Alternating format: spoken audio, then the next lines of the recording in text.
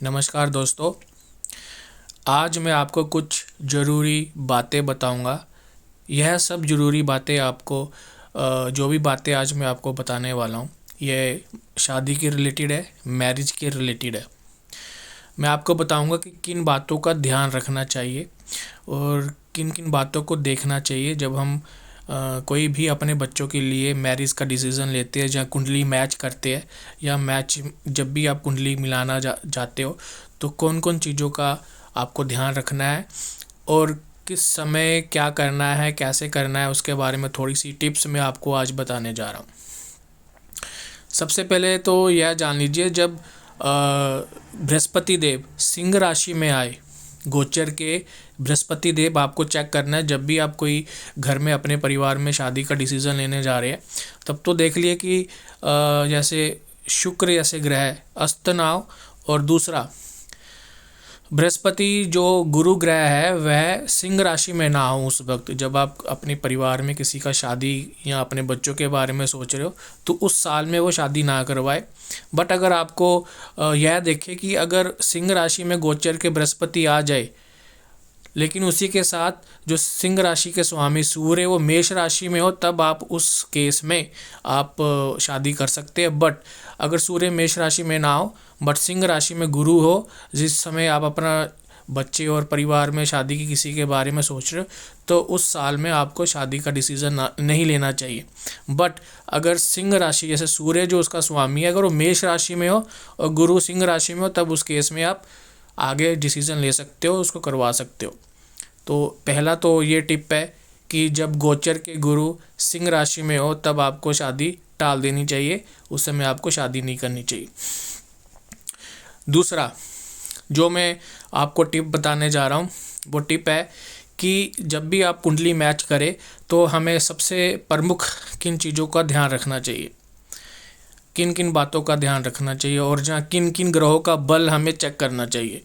हमें वर की कुंडली में सूर्य को देखना है, कन्या की कुंडली में गुरु का बल देखना है और वर और कन्या दोनों की कुंडली में चंद्रमा का बल देखना है। अब मैं कुछ आपको पॉइंट बताऊंगा कि बल कैसे दिखेंगे।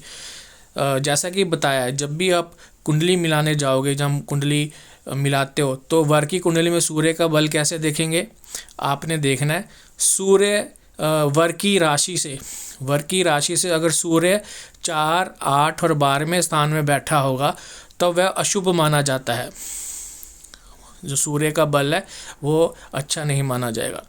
बट अगर मैं आपको पॉइंट लिखवाता हूँ, अगर सूर्य वर की राशि से सूर्य 1, 2, 5, 7, 9 स्थानों में बैठा होगा तो उस केस में क्या होगा कि आप सूर्य की शांति पूजा या अर्चना या दान करके उसको शांत कर कर आप आगे बढ़ सकते हैं। लेकिन इसके लिए शुभ जो होगा वो 11, 3, 6, 10। अगर वर की राशि से सूर्य 11वें स्थान में बैठा है, तीसरे स्थान में बैठा है, छठे में बैठा है, 10वें स्थान में बैठा है, तो उस केस में बहुत शुभदायक कल्याणकारी माना जाता है। तो आपको देखना है कि वर की राशि क्या है। वर की राशि से अगर सूर्य 11 नंबर भाव में बैठा है, 3 नंबर भाव में, छठे और 10वें भाव में बैठा है, तो उस केस में वो शुभदायक फल देगा, कल्याणकारी बल देगा। इस प्रकार से हम सूर्य का बल चेक करते हैं वर की कुंडली में। अब कन्या की कुंडली में हम गुरु का बल देखेंगे। अब गुरु का बल वैसे कैसे देखेंगे, गुरु की कन्या की राशि से अगर बृहस्पति देव कन्या की राशि से अगर बृहस्पति देव चौथे, अष्टम और 12वें भाव में बैठे हैं तो बहुत ही घातक होता है। उस केस में शादी ना करें। सामने वाले की कुंडली को भी देखकर देखना, लेकिन जो गुरु का बल है कन्या की कुंडली में देखें। इसके साथ मैं बताता हूँ कि 6, 1 और 3, 10 अगर कन्या की राशि से बृहस्पति देव छठे, प्रथम, तृतीय और 10वें स्थान में बैठे हैं तो उस केस में आप गुरु की शांति पूजा अर्चना दान करवा के आप उसको शांति करवा कर सकते हैं। बट शुभदायक क्या होगा, अगर वो 11वें, दूसरे, 5वें, 7वें और 9वें भाव में बैठे होंगे बृहस्पति देव कन्या की राशि से, तो उस केस में वो शुभदायक कल्याणकारी फलदायक होगा।